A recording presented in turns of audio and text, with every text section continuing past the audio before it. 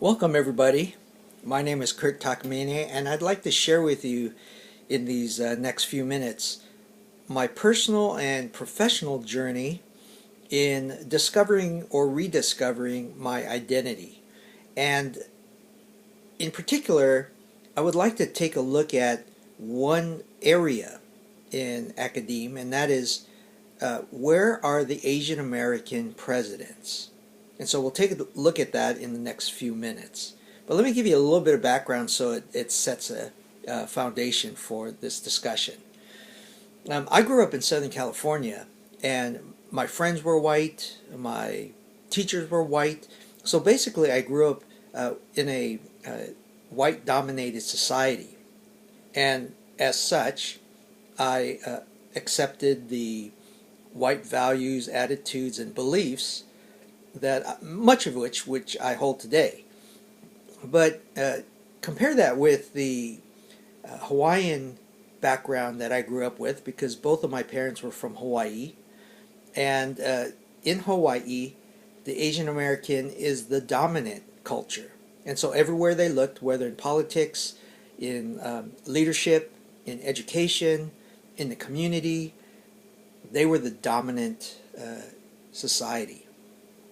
And so you have the two partisan groups, one being the European Americans and one being the Asian Americans, and their values sometimes coincided and sometimes they collided.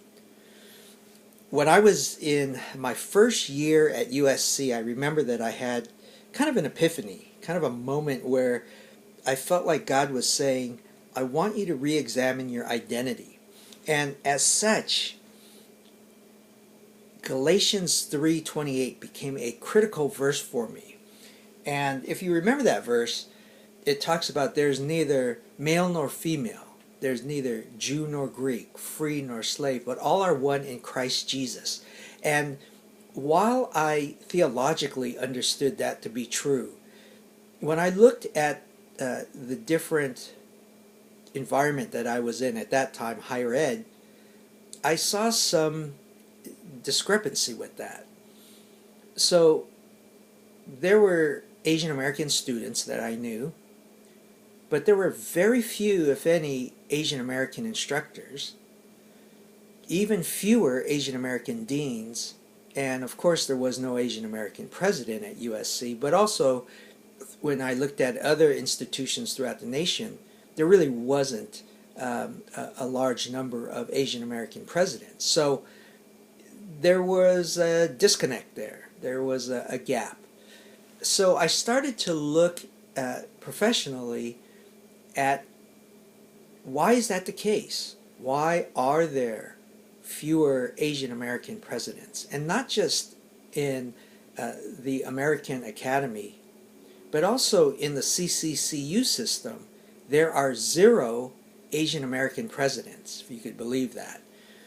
Why? Again, why is that the case? So there was an article by Gassman, Abiola, and Travers in 2015, which talked about one of the reasons why some have explained this scarcity as Asian Americans did not have the prerequisite leadership skills. And so they're really putting the blame on the Asian American community, that Asian Americans have poor verbal communication skills, or some have an accent and it's difficult to understand them.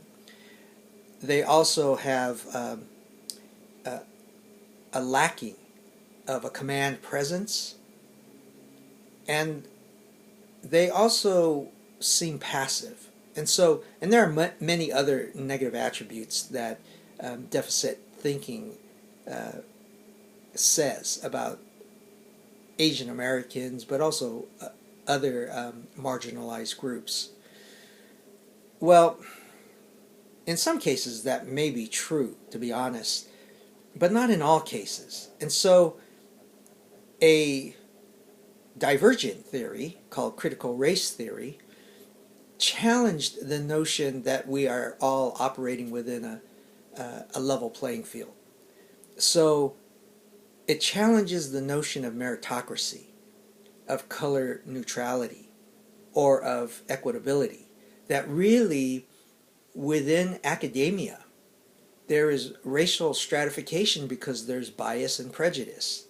That is some of the work that was done by Teranishi et al. In 2009 brought that out in a very clear and potent way. And there was some other statistical work that was done by Davies and Huang in 2013, who found that all of these groups, whether you're talking about white, African American, Native American, Hispanic American, all of them had gains in representation in the presidential suite. And the only contingent, the only group that showed a decline in representation of Asian American presidents was in the Asian American group. So all that to say is that was the one group that declined in representation. All the other groups showed an increase in representation. So there's something going on there. Now, I started to reflect on that and realized that in my upbringing, I was taught to be humble. I was taught not to toot my own horn. I was taught to be nurturing and to be participatory in decision making and to listen actively rather than being bombastic. And those values ran counter to what my European American mentors were telling me to do. And they were saying, you need to be more assertive, you need to be more demanding, you need to be more autocratic in your decision making, you need to speak more at meetings and listen less, or at least don't put as much emphasis on listening, or people will think you're apathetic. So you see these two cultures colliding. I had my Asian American culture running in opposition to the European American culture that I was used to. Well, it's one thing to identify the problem, but how do we solve the problem? How do we get more Asian Americans into the presidency, or at least give them the opportunity to rise to the presidency should they decide to do so? One way is to reduce stereotype threat. And stereotype threat confirms negative stereotypes to the point where even the Asian American may start looking at him or herself and saying, you know, the reason there must not be a lot of Asian American leaders is because we don't have what it takes to become a leader. And therefore, that I'm not a leader. I'm not leadership material. Another approach, another way to offset some of the misconceptions or misperceptions in the Asian community is to tell the stories of the successful Asian American presidents. Explicate some of their success factors. How did they get there? What was it that drove them to become a president at a university? What obstacles did they have to overcome? And how did they persevere when there were oppositions in place? So the stories need to be told. And in addition to that, we need to educate those who are the power brokers, who have the influence to hire these folks. So it might be a director of human resources. It might be a board of trustees or board of directors. It might be a selection committee or panel that need to be educated in cultural values and cultural perspectives so that they don't look at an Asian American candidate and say he or she is too passive, too non-assertive, too non-aggressive, somewhat apathetic, and appears not to really have a leadership backbone to lead this university. when they might very well be the servant leader, they might be the participatory leader, they might be the authentic leader that that university truly needs. The fourth approach, or the fourth way to offset or mitigate the situation, is to be aware of interest convergence.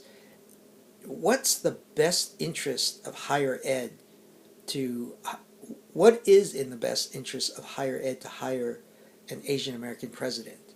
Why would you? What's the payoff? And until we answer that question, there's not going to be a lot of interest in hiring Asian American presidents. It's what the corporations used to call a value proposition. What is the payoff? And it may be because you want to attract more Asian American students. It might be because you want to create a new leadership style within the academy. It might be the right thing to do. But whatever the reason, whatever the rationale is, we have to be aware that Asian Americans bring a valuable skill, asset, or ability to the table. And finally, for the academy,